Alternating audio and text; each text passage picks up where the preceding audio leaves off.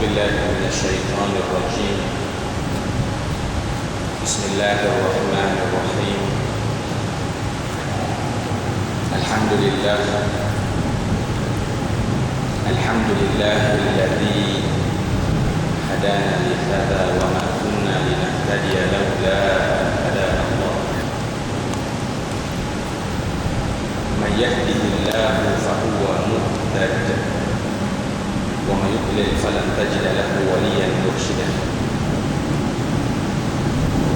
صلاة وسلاما دائمين متلازمين إلى حبيبنا ونبينا وشفيعنا سيدنا محمد وعلى آله وصحبه ومن اهتدى إلى يوم الدين.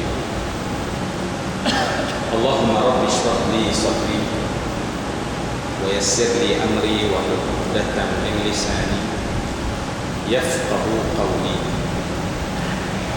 سبحانك لا علم لنا إلا ما علمتنا إنك أنت العليم الحكيم. لا حول ولا قوة إلا بالله العلي العظيم. لا حول ولا قوة إلا بالله العلي العظيم. لا حول ولا قوة إلا بالله العلي العظيم. وبعد. الفاضل والإمام seluruh jemaah kuasa masjid yang kita sayangi, para ustaz, guru, seterusnya tentu sekali yang dimuliakan para tetamu Allah Subhanahu wa Ta'ala yang sama-sama hadir, yang sama-sama kita dijemput oleh Allah Subhanahu wa Ta'ala untuk menunaikan perintahnya yang sangat besar secara yang paling sempurna bila kita lakukannya secara berjamaah. Semoga ibadah kita ini dinilai oleh Allah Subhanahu wa Ta'ala, kemudian akan tersimpan di sisi Allah Subhanahu wa Ta'ala, yang esok mungkin kita dah lupa apa yang kita buat semalam, seminggu, apatah lagi sebulan, setahun, 10 tahun. Tetapi apa yang kita lakukan pada malam ini pastinya nanti Allah Subhanahu wa Ta'ala akan pertontonkan kembali di hari yang kita sangat harap mata kita dapat melihat kebaikan-kebaikan ditontonkan oleh Allah di hari yang namanya hari pembalasan. Maka sebab itu Masya Allah, simpankanlah apa yang kami lakukan amal ini di sisimu, ya Allah. Jangan kurang, jangan dicelakan dia. Nah, Alhamdulillah semua yang saya kasih sekalian, apabila kita datang melakukan solat berjamaah, marilah kita pasangkan harapan dan niat kepada Allah. Bukan sekadar kita datang mengambil fadilat ataupun kelebihan solat berjamaah, tetapi roh jamaah itu biarlah ada dalam setiap orang yang Allah telah jemput untuk melakukan solat jamaah. Kerana roh daripada solat jamaah ataupun jamaah itu adalah kita sama-sama merasai kekuatan, kita merasai kebersamaan, dan semua itu terbit daripada perasaan kasih sayang yang Allah Subhanahu wa Ta'ala campakkan dalam hati-hati orang-orang yang beriman. Maka ambillah kesempatan, sama-sama kita bermesra, sama-sama kita bertegur satu, sama-sama saling kita bertanya khabar, saling rasa nak kenal saudara-saudara kita yang lain, saling rasa nak ambil peran tentang saudara-saudara yang sama-sama datang. Kerana peringatan seperti ini kadang-kadang macam jarang kita dengar. Kita didedahkan dengan fadilat, kelebihan, tetapi rohnya kita tak tahu tercicir dan hilang ke mana. Akhirnya kita sangat takut kita jadi seperti apa yang Allah sebut tentang orang-orang Yahudi, tahsabuhum jami'an wa qulubuhum syatta. Kamu sangka mereka itu dalam satu jamaah, tahsabuhum jami'an wa qulubuhum syatta, tetapi hati mereka hancur berantakan. Kita tak nak, Masya Allah, kalau orang tengok daripada Google Earth, Google Map, nampak dari atas, Masya Allah, ramai orang datang solat jamaah. Dan mereka juga menjangkakan tahsabuhum jami'ah. Tentulah orang ni perhati orang sana ambil buat tentang orang sana rasa sayang pada orang sini. Tetapi hakikatnya, Masya Allah, ruh telah hilang. Kita datang daripada pintu belah kiri saya, kita tak keluar juga daripada pintu belah kiri, tak pernah peduli orang yang di ujung sana. Lantas di manakah kekuatan kita? Lantas di manakah kekuatan Islam itu? Maka sebab itulah, Masya Allah, marilah kita berdoa ke hadirat Allah Subhanahu Wa Taala. Duduk kita sama-sama dalam kita solat jamaah ini, roh jamaah itu tumbuh dan subur dalam hati setiap orang kita. Alhamdulillah, masjid kita yang indah dan cantik ini dapat menjadi sarana yang baik untuk memupuk rasa-rasa tersebut. Tanyalah khabar, berilah salam, berilah senyuman, berikanlah wajhun khaliq, wajah yang orang tengok masih best dalam hati. Ya, kita suka, Masya Allah, aku dah banyak zikir, aku dah banyak ni, Masya Allah. Kadang-kadang kita punya muka macam raksasa pun ada. Ya, macam nak fire di Ultraman je. Ya. Kenapa? Sebab kita rasa ini tak perlu lagi dah. Sebab kebetulan saya selalu rasa perasaan ini, ya. Kalau kita pergi Mekah, tuan-tuan, pergi Madinah, ya, Masya Allah, dalam satu masa saya tak tahu berapa ratus ribu orang yang datang secara serentak ke dalam masjid. Berapa ratus ribu orang yang datang iktikaf dan tawaf. Tetapi pernahkah kita ambil peduli tentang orang lain? Pernahkah kita nak tanya, Masya Allah, saudara kita Nun datang daripada Afrika, Nun saudara kita yang datang daripada Turki, yang datang daripada Pakistan, yang datang daripada India, yang datang daripada, Masya Allah, seluruh alam kalimahnya satu, la ilaha illallah Muhammadun Rasulullah. Tetapi Masya Allah, kita membawa visi pribadi yang langsung tidak tercair pun dengan jamaah. Dan akhir datang 100,000, pulang 100,000. Maka sebab itu orang tak pernah heran pada orang Islam. Orang tak takut pun pada orang Islam, orang tak rasa gerun dan hormat pun pada orang Islam. Semua yang saya kasih sekalian, marilah kita yang sama-sama Allah telah jinakkan hati, ya, untuk datang solat jamaah. Maka roh jamaah itu dapat sama-sama kita kongsikan dalam Islam. Semua yang saya kasih sekalian, Masya Allah, ya, saya pun lama tak jumpa Tuan Haji Zul, ya. Masya Allah, Alhamdulillah hari ini terjumpa balik. Syukur, Alhamdulillah, ya. Semoga ukhuwah kita berkekalan sampai bila-bila. Amin ya rabbal alamin. Semua yang saya kasih sekalian, pada malam ni dalam masa yang penuh dengan berkat ini, ya, sebab waktu ini antara waktu yang mustajab doa, berdoa. Waktu ini sekiranya kita niat nak menunggu waktu Isyak, Masya Allah, ada kelebihan bagi orang yang nak menunggu waktu Isyak. Ada ganjaran yang Allah beri secara khusus orang yang duduk kerana menunggu waktu Isyak. Kemudian Allah bagi lagi kelebihan, apa dia? Kita duduk pula dalam majlis ilmu, kita bina halaqah, kita rendahkan diri kita. Maka lantas kita duduk sama-sama, Masya Allah, dalam majlis yang dinaungi oleh para malaikat. Inilah yang digambarkan oleh Allah Subhanahu Wa Taala, nurun ala nur, cahaya di atas cahaya, kebaikan di atas kebaikan, limpahan di atas limpahan, kurnia di atas kurnia yang banyak.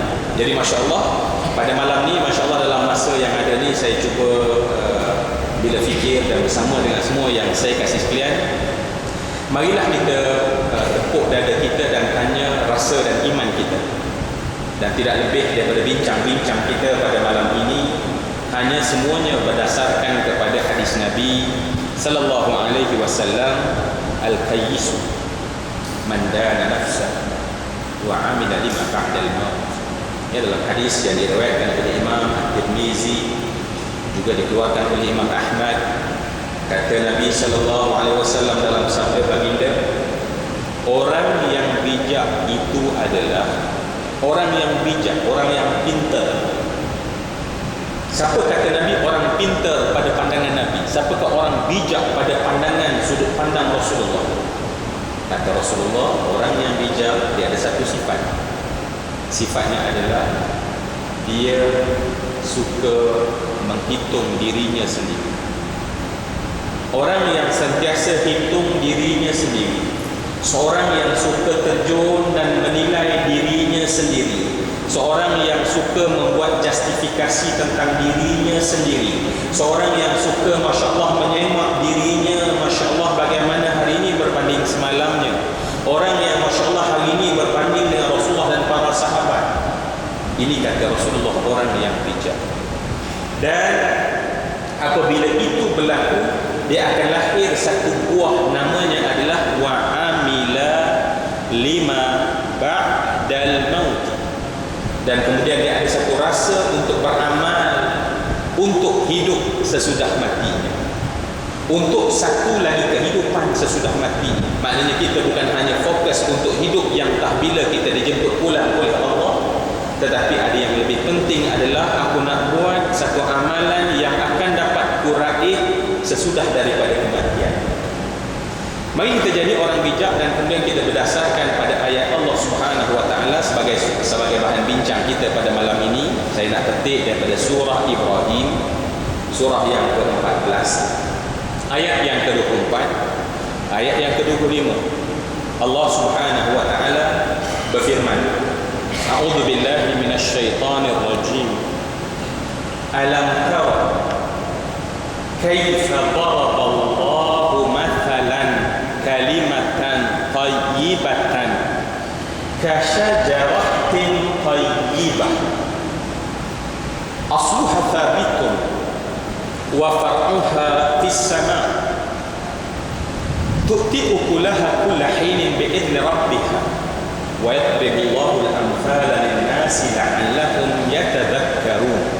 Sadaqallah al-aliyyul azim. Mari kita tengok sama-sama ayat ini dan kita bincang insya-Allah dalam ruh dan nafas muhasabah.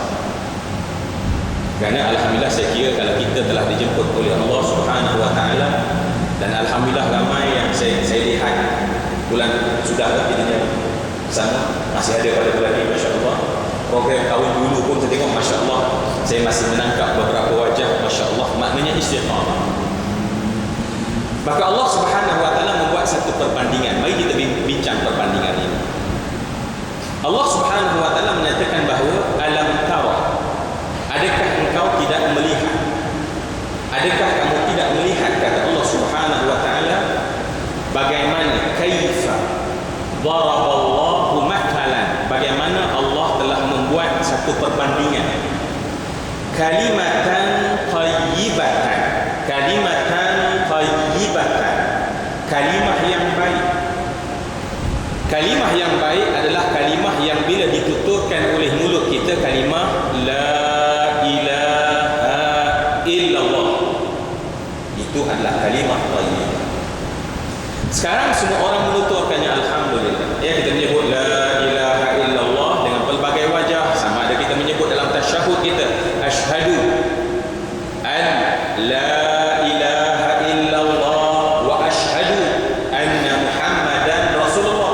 Ataupun kita sebut secara mujarrad dengan kata la ilaha illallah, la ilaha illallah, la ilaha illallah.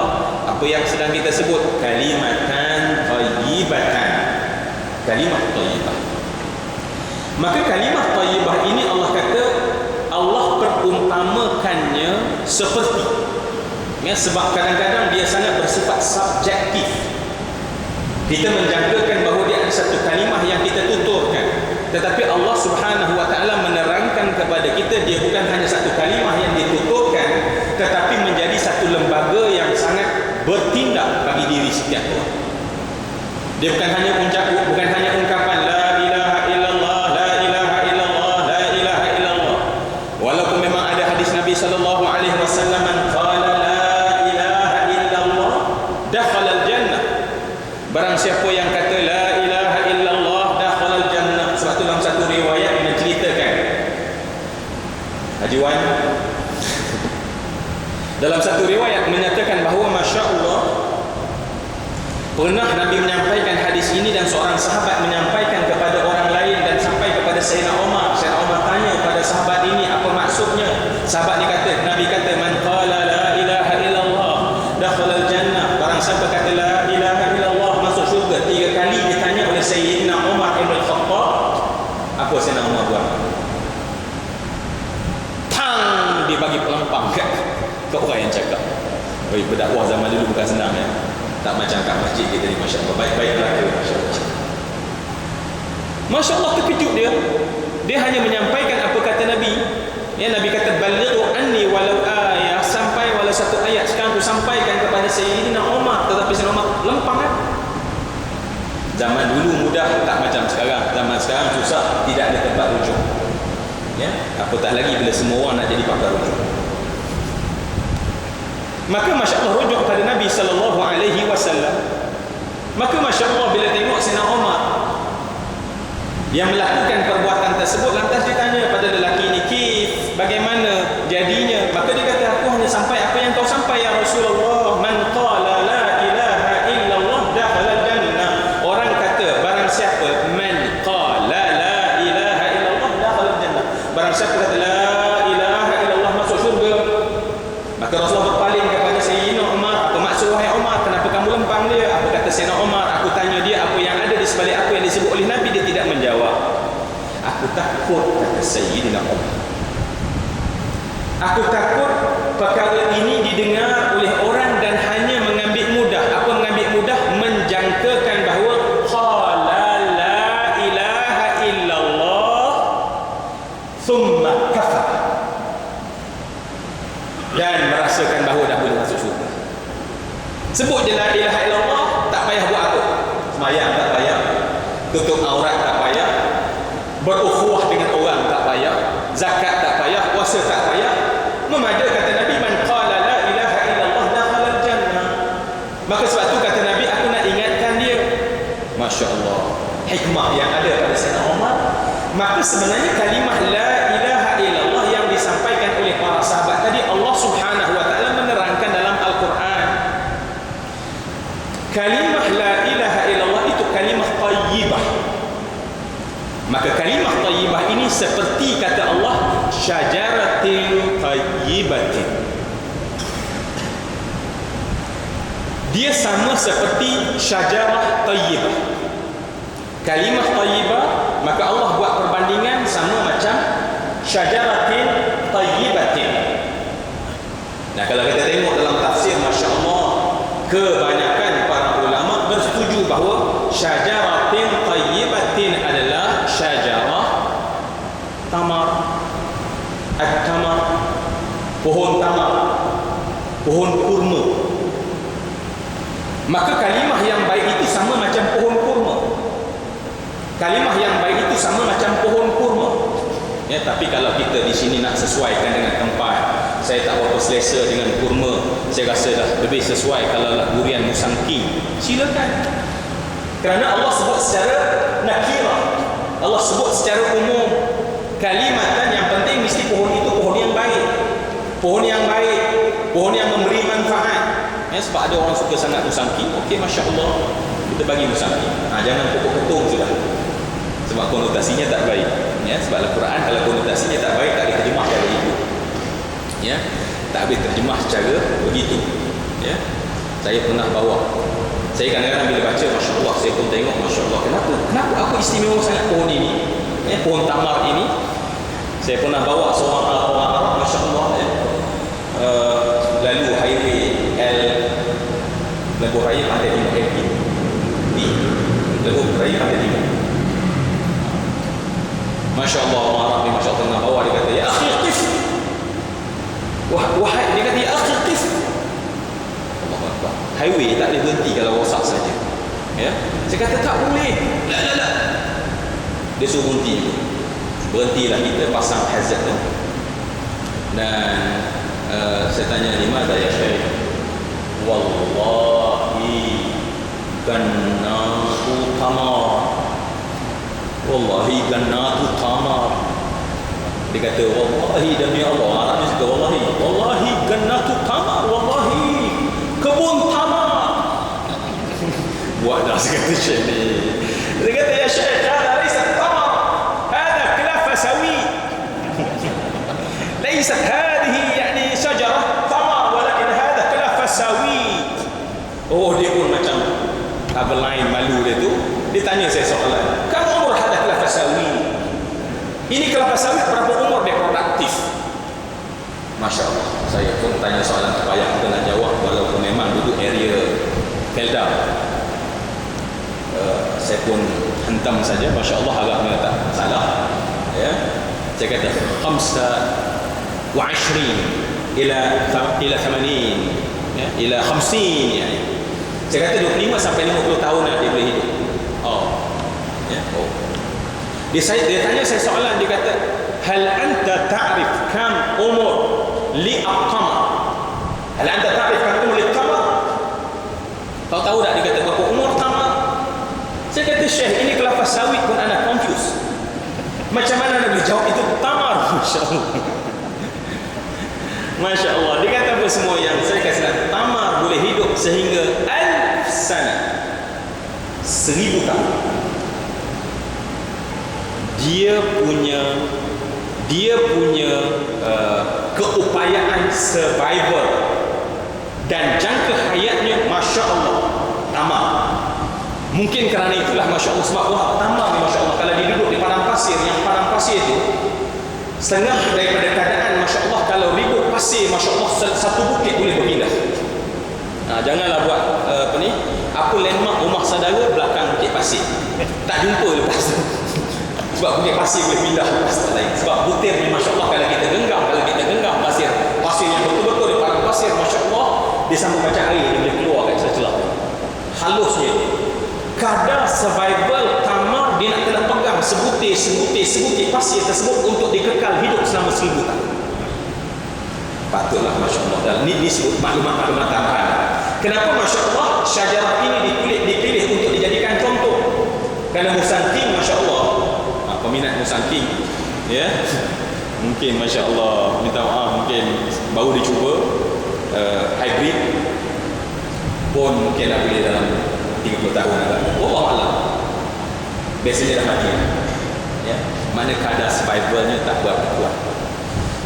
Dan Allah Subhanahu wa taala Masya Allah menyatakan, adakah kamu tidak melihat perumpamaan kalimah la ilaha illallah Muhammadun Rasulullah itu, yakni kalimah yang menjadikan seorang Islam, yakni Islam itu seperti pohon yang baik.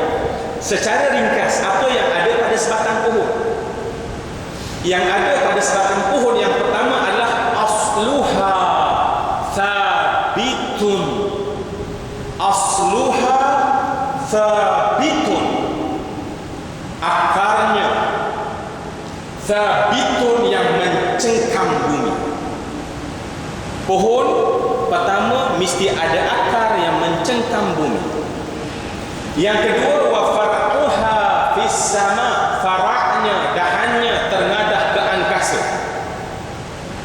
Ya, dia punya pelepahnya Masya Allah, dia naik, dan kita akan nampak dia itu gagah ke angkasa. Dan yang ketiga adalah tu'ti ukulah. Pohon ini Masya Allah, dia akan mengeluarkan hasil. Tu'ti ukulah kulla hinin, setiap masa, bi'izni rabbiha, dengan izin Tuhannya, yakni Tuhan pohon itu. Demikianlah Allah membuat perbandingan.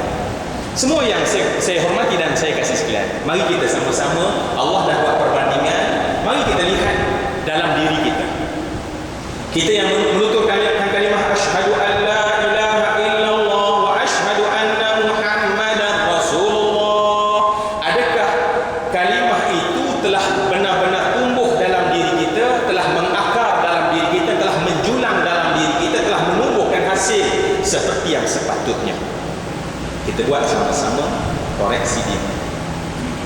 Maka marilah kita lihat dalam tafsir para ulama yang saya cuba rangkumkan, dan kita boleh buat rujukan sendiri pada mana-mana tafsir.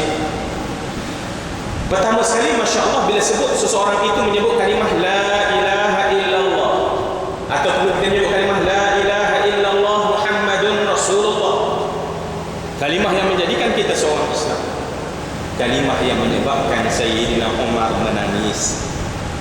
Sayyidina Umar sentiasa menangis, tuan-tuan yang saya kasih sekalian.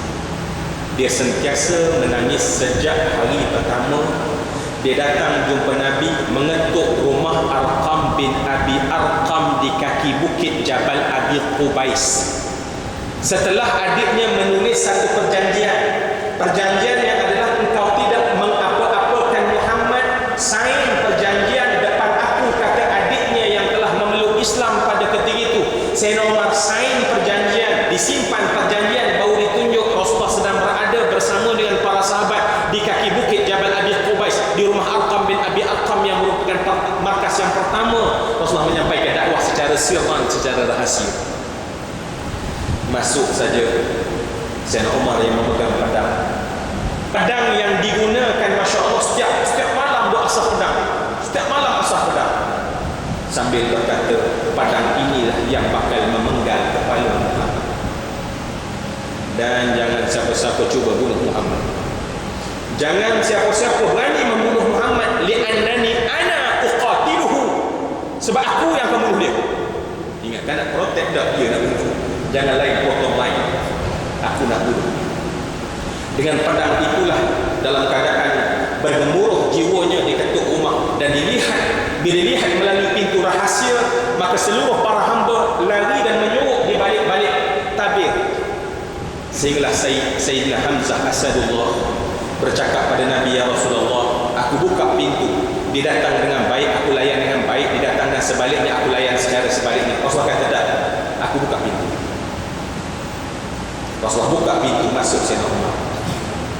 Sayyidina Umar Al-Khattab, seorang lelaki Masya Allah yang begitu tegas dan keras. Rasulullah pegang tali pinggang, Rasulullah sentak tali pinggang dia sampai dia berdiri berteleku di atas lututnya. Dan Rasulullah sebut ke telinganya, belumkah sampai lagi ketentuanmu wahai anak Al-Khattab,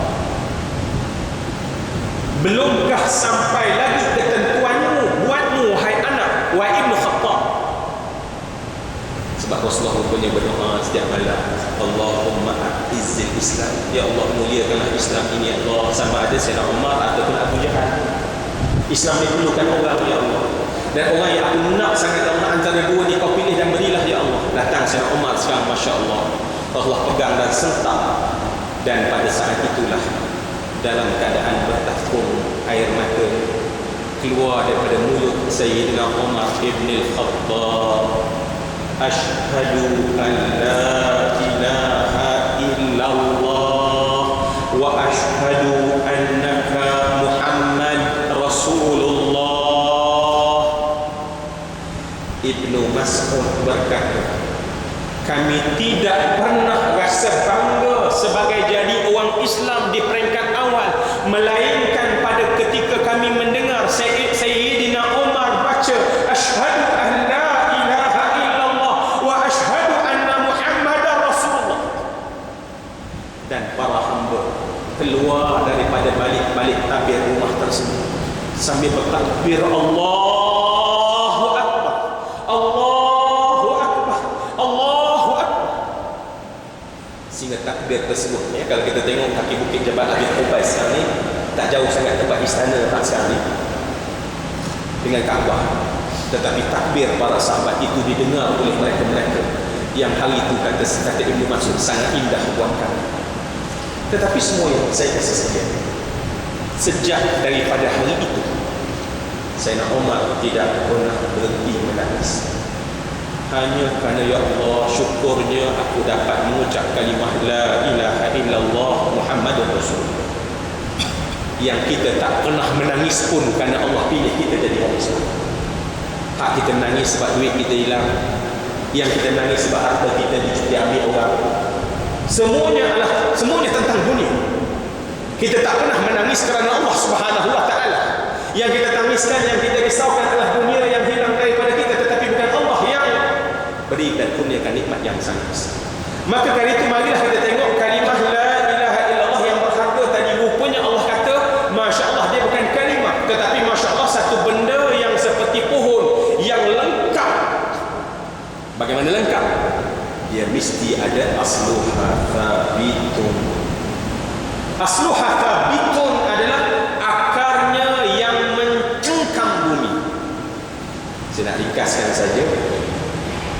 Mufassir menyatakan bahawa akar yang mencengkam bumi dalam kalimah thayyibah itu adalah seluruh persoalan akidah. Seluruh persoalan akidah, seluruh persoalan tauhid, seluruh persoalan tentang Allah, seluruh persoalan tentang hari kiamat, seluruh persoalan tentang perkara gaib, maka masuk dalam asluha thabitun tersebut. Maka sebab itu Islam ini pertama yang kita kena betulkan adalah akidah dan tauhid kita. Kerana itu merupakan akar yang menjadikan pohon tadi dapat memegang butir-butir pasir yang dapat menyedut makanan, yang mengambil sumber. Kerana sumber bagi sebatang pokok adalah terbit daripada akar. Ya, daripada akar. Kemudian masya-Allah asluha wa far'uha fis sama. Batangnya dahannya terngadah ke angkasa. Maka yang dimaksudkan dengan batang dan dahan itu adalah persoalan syariah. Perintah Allah Subhanahu wa taala dalam bentuk perintah yang kena buat, yang elok buat, perintah yang larang dan perintah yang tak elok buat, atau juga perkara-perkara yang mubah, maka disebut sebagai syariat. Maka Islam ini bukan hanya akidah tetapi juga persoalan syariat. Dan kemudian sebenarnya malam ni saya nak sentuh akhir ya. Dan pohon itu masya Allah yang paling penting pada pohon adalah tu'ti ukulah. Pohon ini adalah memberi, menghasilkan ukulah, hasilnya kullahin, sepanjang masa dengan izin Allah. Tuan-tuan, saya kat rumah saya ada tanam pokok musangking. Kali ada musangking malam ni. Saya ada tanam musangking. Saya cerita pada tuan-tuan. Tahun depan saya cerita lagi tuan-tuan. Saya ada tanam musangking. Macam mana Ustaz musangking? Oh, akarnya Masya Allah berpanir. Dia punya batang dia Masya Allah, dahannya cantik ya, kalau nak selfie pun boleh Masya Allah. Okey, tahun berikutnya saya cerita lagi, oh saya ada pokok musangking. Orang tanya lagi, macam mana Ustaz pokok? Pokoknya Masya Allah, akarnya Masya Allah, batangnya Masya Allah. Lepas 3-4 tahun saya cerita pokok lagi. Orang tanya apa sebenarnya tuan-tuan? Orang sebenarnya nak tanya apa tuan-tuan? Orang nak dengar apa? Orang nak dengar buahnya. Yang orang nak dengar adalah buahnya. Kerana buah itulah yang menentukan bahawa hasil dan kualiti. Dia adalah indikator. Dia adalah indikator kepada bagaimana akarnya berperanan dan berfungsi. Buahnya itu sebagai petunjuk bagaimana batang dan dahannya subur atau tak subur. Maka sebab itu Allah Subhanahu wa taala menekankan tentang tu'ti ukulaha kullahin. Dia keluar hasil sepanjang masa dengan izin Tuhannya. Maka malam ni tuan-tuan, kita cerita soal akidah, kita cerita soal syariah, kita cerita soal solat, kita cerita soal puasa, kita cerita tentang zakat, kita cerita tentang haji, kita cerita tentang apa saja amalan-amalan dalam beragama. Tetapi Masya Allah, akhir sekali Masya Allah, yang orang nak tahu adalah sejauh mana kalimah thayyibah yang telah hidup dalam diri kita mengeluarkan hasil. Kalau tidak Masya Allah, duk cerita ke orang akarnya power, dahannya Rangers, tetapi Masya Allah tanya buahnya macam mana? Buah belum lagi.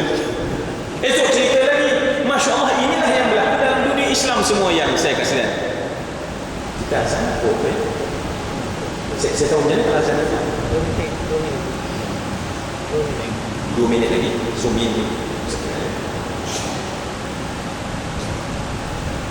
Maka sebab itu semua yang saya hormati dan saya kasih lihat, kesempurnaan Islam yang dikatakan Islam yang syumul itu adalah bila ada akidah, ada persoalan syariat, dan yang ketiga adalah persoalan buah.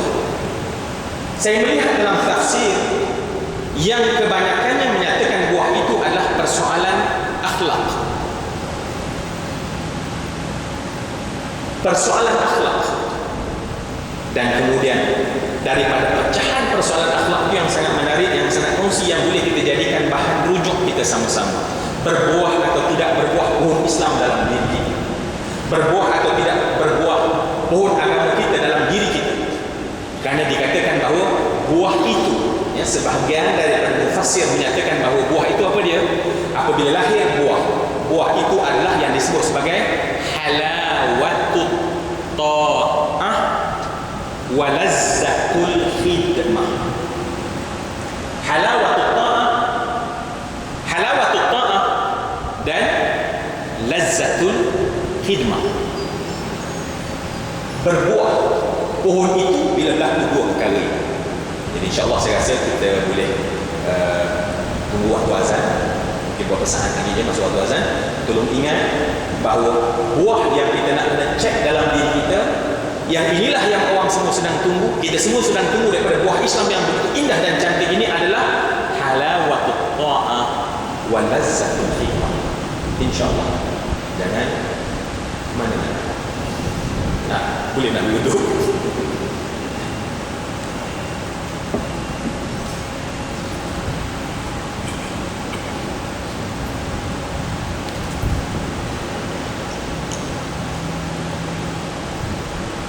Thank you.